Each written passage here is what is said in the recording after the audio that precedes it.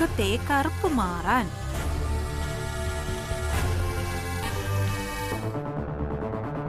രക്തചന്ദനവും മഞ്ഞളും കൂടെ ചേർത്ത് പാലിൽ കുഴച്ച് മൃദുവായി ആലേപനം ചെയ്താൽ. ഇങ്ങനെ ആയിരുന്നില്ലല്ലോ കഴിഞ്ഞ ആഴ്ച എഴുതിയിരുന്നത്. ഇവരെന്താ ഓരോ ആഴ്ചയിലും മാറ്റൂ? കഷ്ടമാണല്ലോ.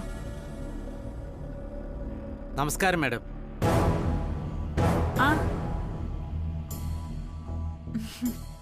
മാഡം നമസ്കാരം. അല്ലേ, ഇതാര്? സുബ്രഹ്മണ്യോ? എന്തു പറ്റി ഇങ്ങോട്ടൊക്കെ വരാൻ? മാഡം വരാൻ പറഞ്ഞിരുന്നു. ആര്? അഖിലേച്ചിയോ? അതെ മാഡം. ആഹാ, എന്നിട്ട് എന്നോടൊന്നും പറഞ്ഞില്ലല്ലോ. ഇപ്പൊ എന്തിനാണോ എന്തോ തട്ടാനെയൊക്കെ വരുത്തുന്നത്? അഖിലയുടെ ഉദ്ദേശം എന്തായിരിക്കും?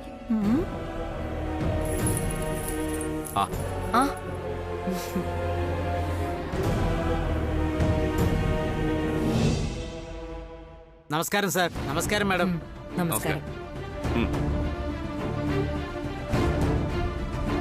എന്താ സുബ്രഹ്മണ്യൻ, നേരത്തെ എത്തിയല്ലോ. പണി സാധനങ്ങളൊക്കെ കൊണ്ടുവന്നിട്ടുണ്ടല്ലോ അല്ലേ? ഉണ്ട് മാഡം. പൊന്നാശാരി ഒരു പടി മുന്നേന്നാണല്ലോ പ്രമാണം. അതാ നേരത്തെ ഇങ്ങി പോന്നത്. നന്നായി. സുബ്രഹ്മണ്യൻ, ഇപ്പൊ വിളിപ്പിച്ചത് പരമ്പരാഗത ആഭരണത്തിന്റെ മോഡല് നോക്കി അതുപോലൊരെണ്ണം ചെയ്യിക്കാനാ. എന്താ പറ്റില്ലേ ഇപ്പോ? അതിനെന്താ മാഡം, ഇപ്പൊ ചെയ്യാലോ.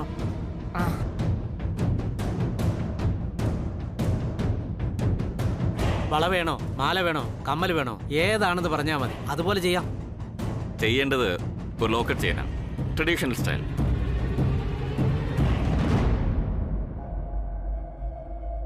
ചെയ്യാം സാർ. ഏതെങ്കിലും മോഡൽ കാണിച്ചാൽ ചെയ്യാൻ കൂടുതൽ സൗകര്യമാണ് സാർ.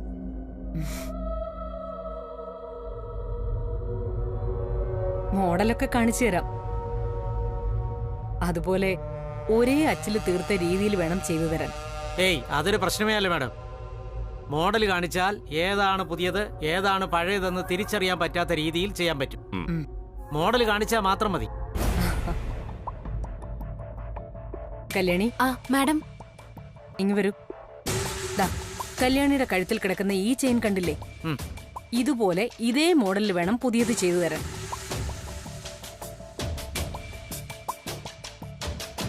ഇത് ഇവൾക്ക് കൊടുത്തപ്പോ ഇവിടുത്തെ ശേഖരത്തിൽ നിന്നും ഒന്ന് കുറഞ്ഞു. അത് തിരികെ വെക്കാനാണ് പുതിയത് പണിയിക്കുന്നത്. ശരി മാഡം, ചെയ്യാം നമുക്ക്. വെറുതെ ചെയ്താ പോരാ. ലോക്കറ്റ് ഇല്ലേ, അത് ഓപ്പൺ ടൈപ്പാ.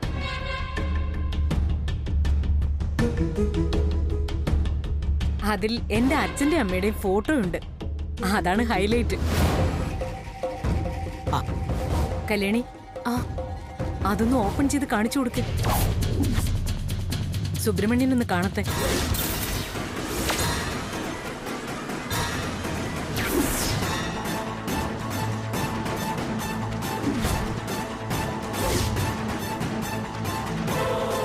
ദേവി, ലോക്കറ്റിനകത്ത് എന്റെ വലിയ ഫോട്ടോ ആണല്ലോ. അതെങ്ങാനും മാഡം കണ്ടാൽ തീർന്നു തന്നെ. എന്താ കല്യാണി നീ ഇത്ര ആലോചിക്കുന്നത്? ലോക്കറ്റിന്റെ മോഡൽ കാണിക്കാനാ അഖില നിന്നെ വിളിപ്പിച്ചത്. തുറന്ന് കാണിക്കേ.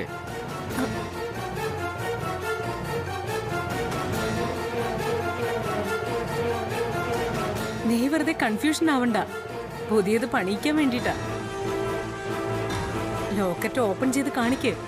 അതിന്റെ ഉള്ളെങ്ങനെയാണെന്ന് തട്ടാൻ കാണട്ടെ. തുറക്കാം മാഡം.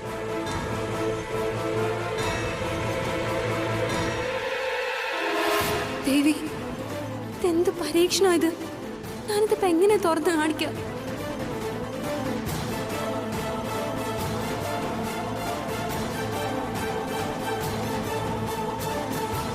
എന്താ പറ്റി? ഓപ്പൺ ആവുന്നില്ലേ? അതിന് സൈഡിൽ ചെറിയ കൊളുത്തു വല്ലതും കാണും. അത് ചെറുതായിട്ടൊന്ന് മാറ്റി കൊടുത്താൽ മതി, ഓപ്പൺ ആയിക്കോളും.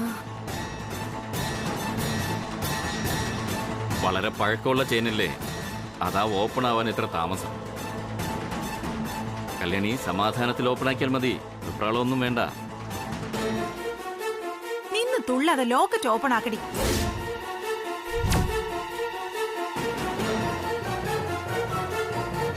ഇനി വരുന്നത് പോലെ വരട്ടെ.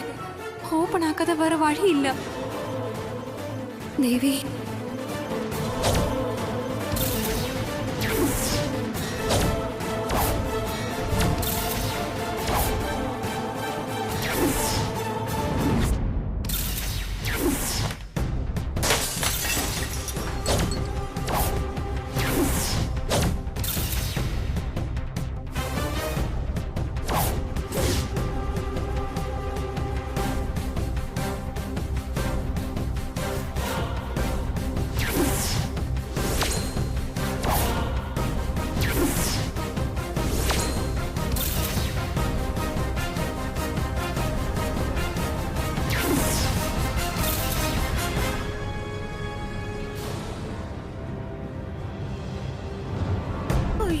എന്റെ ഈശ്വരാ, ആനന്ദിന്റെ ഫോട്ടോ ആണല്ലോ വീണത്. എങ്ങനെയാ ചുവരിൽ ഉറപ്പിച്ചിരുന്ന ഫോട്ടോ താഴെ വീണത്? എന്താകലേ ഇത് തനിയെ കാറ്റടിച്ച് വീണതായിരിക്കും. അല്ലെങ്കിൽ ആണ് ഇളകിയിരുന്നപ്പോ പാറ്റയോ മറ്റോ. എന്തൊക്കെയാ കൃഷ്ണേട്ട ഈ പറയുന്നത്? എന്നും അടിക്കാത്ത കാറ്റാണോ ഇന്ന് പുതിയതായിട്ട്? പല്ലിയാണെങ്കിലും പാറ്റയാണെങ്കിലും ഫോട്ടോ ഇങ്ങനെ വീണുടയാൻ പാടില്ല. ദുർനിമിത്തോ നമ്മൾ ഈ കാണുന്നത്. ഈശ്വരാ.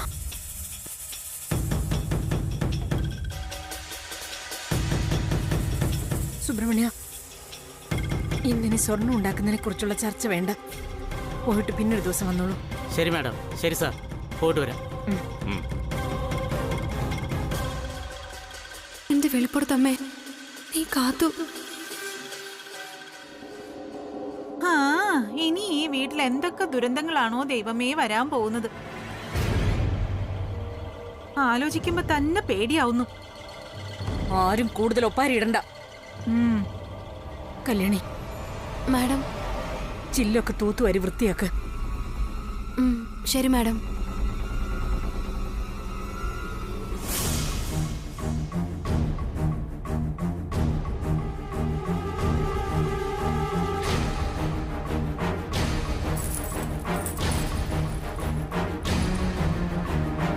കല്യാണി, ഞാൻ പോയി ചൂലെടുത്തിട്ട് വരാം.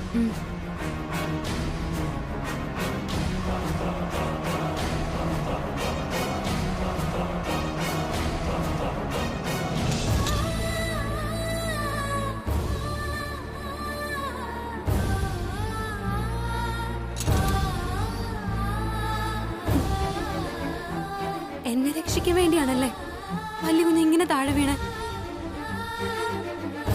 ഒരുപാട് നന്ദിയുണ്ട്, ഒരുപാട്.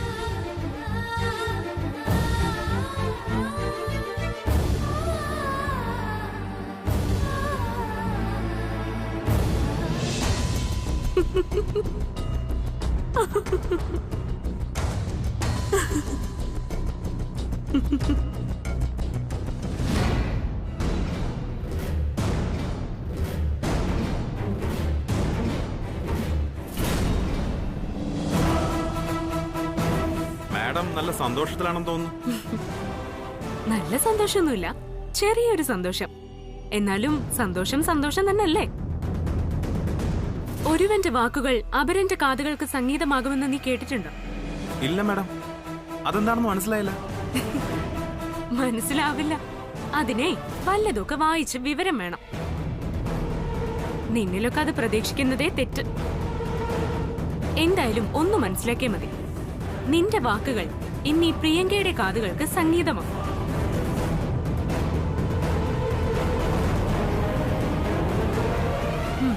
കേൾക്കട്ടെ ആ തേനൂറുന്ന ആശുപത്രി വാർത്തകൾ. തൃച്ചംബരത്ത് ആനന്ദ് കൃഷ്ണൻ ചത്തോ അതോ ജീവിച്ചിരിപ്പുണ്ടോ അവിടെ? ഇതുവരെയും ബോധം വീണിട്ടില്ല മാഡം. എത്രയും വേഗം ബന്ധുക്കളെ വരുത്താനാണ് ഡോക്ടർ പറഞ്ഞത്. എക്സാക്ട്ലി. അവന്റെ ബന്ധുക്കളെ വരുത്തുക തന്നെ വേണം. പക്ഷെ അതിപ്പോഴല്ല. ഇവിടെ ചികിത്സിച്ച് അവനെ ഒരു ജീവച്ഛവമാക്കി മാറ്റിയതിനു ശേഷം മാത്രം.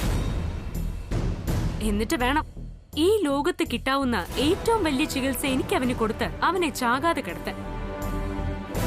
കല്യാണിയുടെ ആ കള്ളക്കാമുകൻ ഓർമ്മയെല്ലാം നഷ്ടപ്പെട്ട ഒരു അൽഷിമേഴ്സ് രോഗിയെ പോലെ മുംബൈയിലെ തെരുവോരങ്ങളിൽ അലഞ്ഞു തിരിഞ്ഞ് നടക്കുന്നത് എനിക്ക് കാണണം. അത് കണ്ടു വേണം തൃച്ചംബരത്തെ അഖിലാണ്ടേശ്വരിയുടെ കണ്ണുകളിൽ നിന്നും ചെഞ്ചോര പൊടിയാൻ. ഈ വാർത്ത അറിഞ്ഞാൽ സന്തോഷിക്കുന്ന മറ്റൊരാളും കൂടി ഉണ്ടാകും മാഡം. തൃച്ചംബരത്തെ വിലാസിനി ആന്റി. ആന്റിയെ ഞാൻ ഇപ്പൊ തന്നെ വിളിക്കാം. വേണ്ട, അതിന് സമയമായിട്ടില്ല ഇതുവരെ.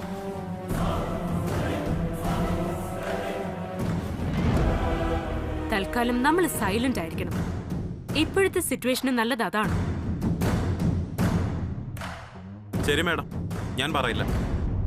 ഗുഡ്. നിന്റെ ഒരു കണ്ണ് ആ ഹോസ്പിറ്റൽ പരിസരത്ത് എപ്പോഴും ഉണ്ടാവണം. എന്നാൽ ആ സുബ്രുവിന്റെ മുമ്പിൽ ചെന്ന് പെട്ടേക്കും ചെയ്യരുത്. അവനെ സൂക്ഷിക്കണം. അവനാണ് ഇനി തൃച്ചംബരവുമായിട്ടുള്ള ആനന്ദിന്റെ ഏക ലിങ്ക്. മനസ്സിലായോ? മനസ്സിലായി മാഡം. നോക്ക്, ഇനി കാര്യങ്ങൾ വളരെ ശ്രദ്ധാപൂർവം വേണം നമ്മൾ കൈകാര്യം ചെയ്യാൻ. തോറ്റ് ഒടുക്കം തോൽവിയുടെ ഭയം മാറിയപ്പോ പ്രിയങ്കയ്ക്ക് കിട്ടിയ വിജയമാണിത്. ഇനി വേണം എനിക്ക് നാഗമഠത്തില്ലത്തിന്റെ വെന്നിക്കൊടി മാനം മുട്ടെ പാറിക്കാൻ. ചന്ദ്രൻ പോയിക്കോ, ഞാൻ ബന്ധപ്പെട്ടോളാം. ശരി മാഡം.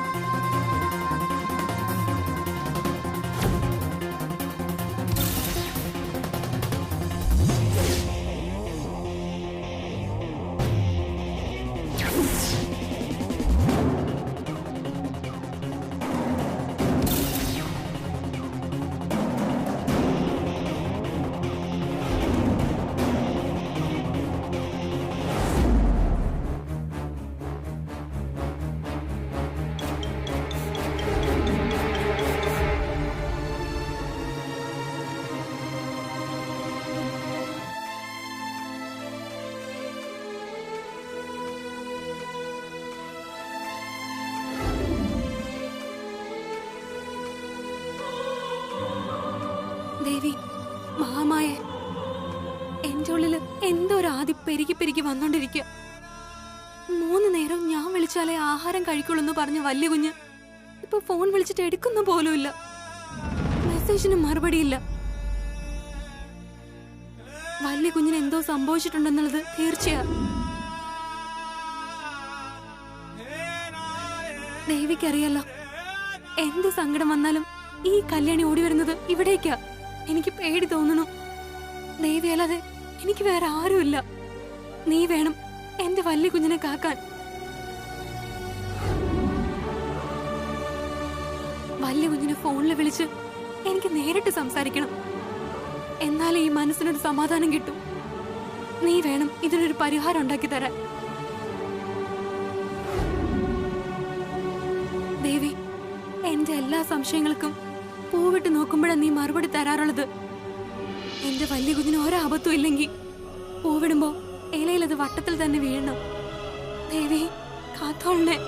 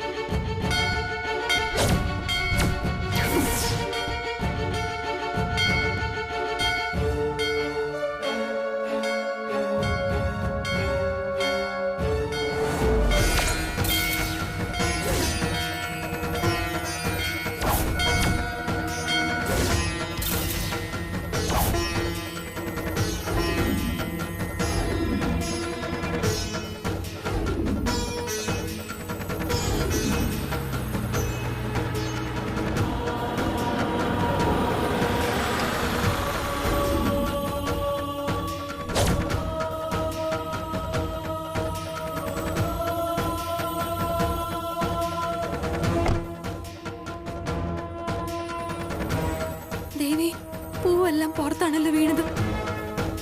അപ്പോ വലിയ കുഞ്ഞിന് എന്തോ ആപത്ത് വന്നിട്ടുണ്ടെന്നല്ലേ അതിനർത്ഥം?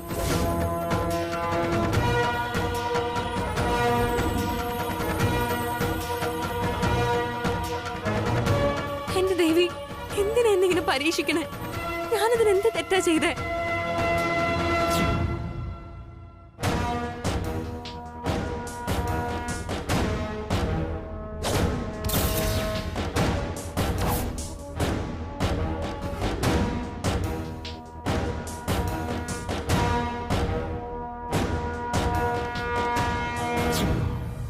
കല്യാണി,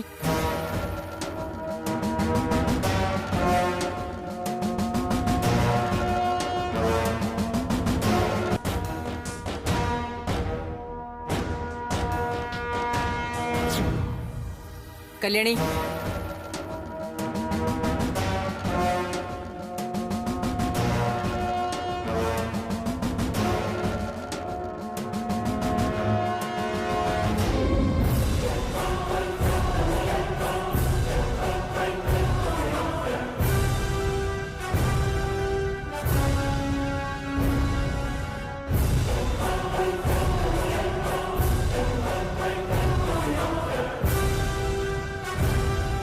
എന്തു പറ്റി കല്യാണി? നീ എന്തിനാ ഇങ്ങനെ ഭയന്നു നോക്കുന്നേ? നീ പൂവിട്ടത് ശരിയാകാത്തതിലുള്ള ഭയമാണോ, അതോ ഞാനിതെല്ലാം കണ്ടതിലുള്ള ടെൻഷനാണോ? അത് മാഡം, അത് പിന്നെ നിന്റെ മനസ്സിൽ എന്തോ സങ്കടം ഉണ്ടെന്ന് തീർച്ചയാ. അതിന് ഉത്തരം കിട്ടാനല്ലേ നീ ഇപ്പം ദേവിക്ക് പൂവിട്ട് നോക്കിയത്? എന്നോട് പറ, എന്താ നിന്റെ മനസ്സിലെ സങ്കടം? എന്തിനാ നീ ഭയക്കുന്നേ? വലിയ കുഞ്ഞിന് എന്തെങ്കിലും ആപത്ത് സംഭവിച്ചെന്ന് അറിയാനാ ഞാൻ പോയിട്ട് നോക്കിയെന്ന് പറഞ്ഞ മാഡം എന്നെ തെറ്റിദ്ധരിക്കും. പകരം എന്താ പറയണ്ടെന്ന് അറിയില്ലല്ലോ. ദേവി, എന്നെ രക്ഷിക്കണേ. കല്യാണി, നീ എന്താ ഇത്രയ്ക്ക് ആലോചിക്കുന്നേ? എന്നോട് പറയാൻ പാടില്ലാത്തത് വല്ലതുമാണെങ്കിൽ പറയണ്ട, വിട്ടേക്ക്. ഞാൻ തൊഴുതിട്ട് വരാം. അയ്യോ മാഡം, അങ്ങനെയൊന്നുമില്ല. അത് പിന്നെ വലിയ കുഞ്ഞിന്റെ ഫോട്ടോ താഴെ വീണ് ഉടഞ്ഞപ്പോ മുതല് എന്തോ ഒരു ആപത്ത് വരാൻ പോകുന്നൊരു തോന്നല്. അതുകൊണ്ടാ ഞാൻ വട്ടത്തില് പൂവിട്ട് നോക്കാന്ന് കരുതിയത്. പൂവിട്ട് നോക്കിയാൽ എല്ലാ പൂവും വിഗ്രഹത്തിന് ചുറ്റും ഇലയിൽ തന്നെ വീണ് ഒരാപത്തും ഉണ്ടാവില്ലെന്ന് വിചാരിച്ചാ ഞാൻ. മനസ്സിലായി. പക്ഷേ പൂവെല്ലാം പുറത്താണല്ലോ വീണത്. അപ്പൊ എന്തെങ്കിലും ആപത്തുണ്ടാവുന്നാണോ അതിന്റെ അർത്ഥം? ശരി, നോക്കട്ടെ. ഞാൻ ഇപ്പൊ തന്നെ ആനന്ദിനെ ഒന്ന് വിളിച്ചു കളയാം.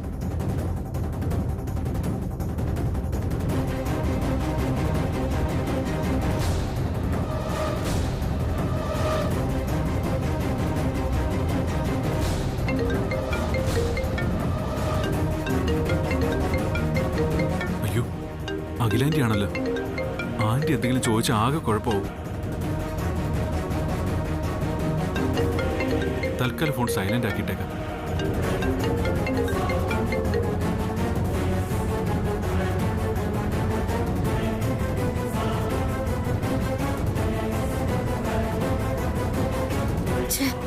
എന്താ അവൻ ഫോൺ എടുക്കാത്ത? അഖില മാഡം വിളിച്ചിട്ടും എടുക്കുന്നില്ലെങ്കിൽ എന്റെ വലിയ കുഞ്ഞിന് എന്തോ ആപത്ത് സംഭവിച്ചിട്ടുണ്ട്. ദേവി, കാത്തോളനെ.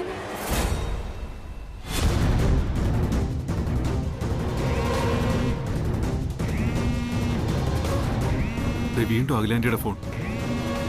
ഇനി ഇത് സ്വിച്ച് ഓഫ് ചെയ്ത് വെക്കുന്ന ബുദ്ധി. സോറി ആന്റി, വേറെ ഒരു വഴിയില്ലാഞ്ഞിട്ടാ.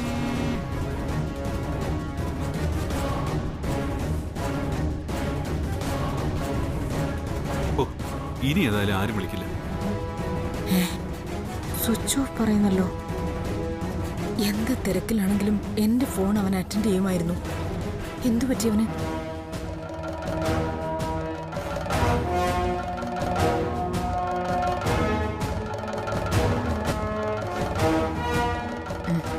സുബ്രുവിനെ ഒന്ന് വിളിച്ചു നോക്കാം.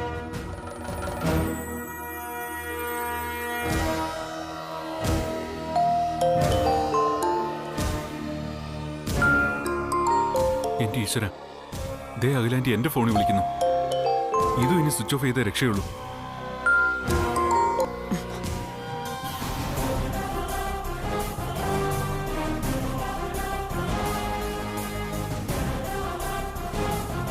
ഇതെന്തു പറ്റി? രണ്ടുപേരും ഫോൺ സ്വിച്ച് ഓഫ് ആക്കിയല്ലോ.